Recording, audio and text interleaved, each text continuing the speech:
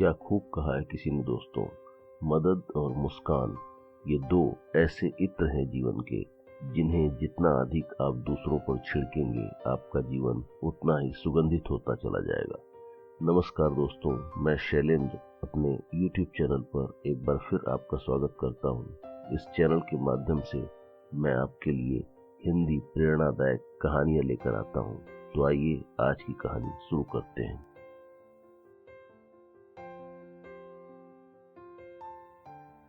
यह कहानी उस समय की है जब कई देशों में जमींदारी एवं बंधुआ मजदूरी रखने की परंपरा प्रचलन में थी। एक शहर में एक बहुत धनी जमींदार रहा करते थे। उसके यहाँ बहुत से बंधुआ मजदूर काम करते थे, लेकिन वह जमींदार अपने मजदूरों से बहुत क्रूरता से पेश आता था। उन्हें पेट भर भोजन भी नहीं देता था और मारता पीटता भी था। उन मजदूरों में से एक युवक रोज रोज की मारपीट और जमींदार के दुर्व्यवहार से तंग आकर एक दिन घर से भाग निकला। शहर में जमींदार के लोग और राजा के सैनिकों से बचना मुश्किल था, इसलिए वह जंगल की ओर भागता रहा। शाम होते होते वह घने जंगल में पहुंच गया। बचपन में उसने जंगल में रहकर जीवन यापन करने वाले लोगों की बहुत सी प्रेरणादायक कहानियां सुनी थी, इसलिए उसने भी वहीं जंगल में रहने का निश्चय किया और एक बड़े से बरगद के पेड़ के नीचे एक झोपड़ी में अपना ठिकाना बना लिया। यहाँ जंगल में रहकर वह राजा के सैनिकों और जमींदार दोनों से बच सकता था। वह युवक रोज जंगली फल फूल खाकर अपनी भूख मिटा लेता और रात को झोपड़ी में सो जाता था। इस प्रकार वह आनंद से अपनी जिंदगी बिताने लगा। एक दिन वह एक पेड़ के नीचे बैठकर फल फूल खा रहा था।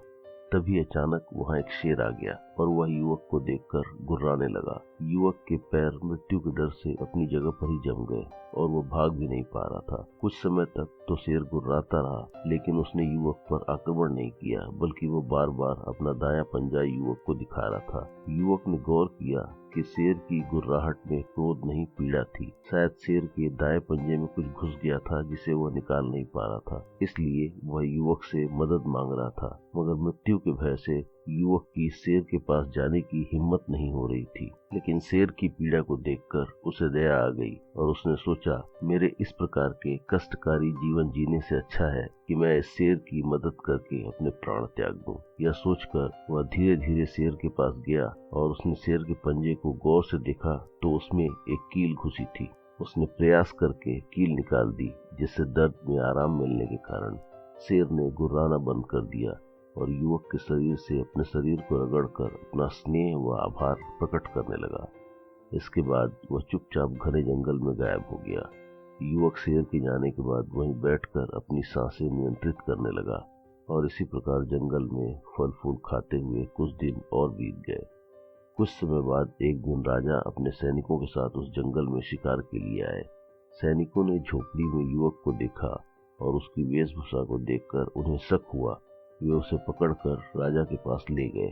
पूछताछ करने से पता चला कि वह जमींदार का एक बंधुआ मजदूर है और अपने मालिक के यहाँ से भाग कर आया हुआ है। यह सब सुनकर राजा ने फैसला सुनाया कि कल भरे मैदान में इस युवक को भूखे शेर के सामने छोड़ दिया जाएगा। दूसरे दिन मैदान के बीचों बीच हथकड़ियां पहने युवक को खड़ा कर दिया गया और कई दिनों से भूखे एक शेर का पिंजरा खोल दिया गया। शेर दहाड़ता हुआ अपने शिकार की ओर बढ़ा। युवक ने अपनी मृत्यु निश्चित जानकर अपनी आंखें बंद कर ली।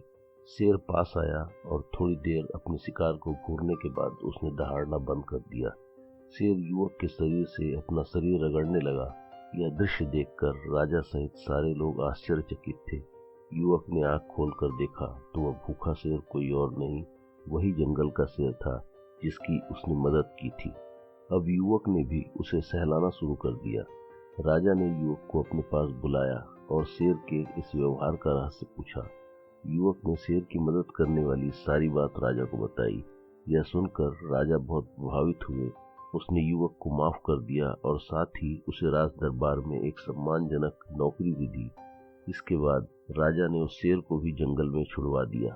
तो दोस्तों, जितना हो सके हमें किसी भी जरूरतमंद की मदद करनी चाहिए।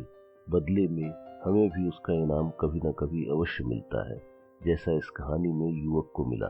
शेर की मदद करने के कारण उसके प्राणों की तो रक्षा हुई ही, साथ ही उसे बंधुआ मजदूरी से भी मुक्ति मिली और राज दरबार में एक सम्मानजनक नौकरी भी प्राप्त हुई।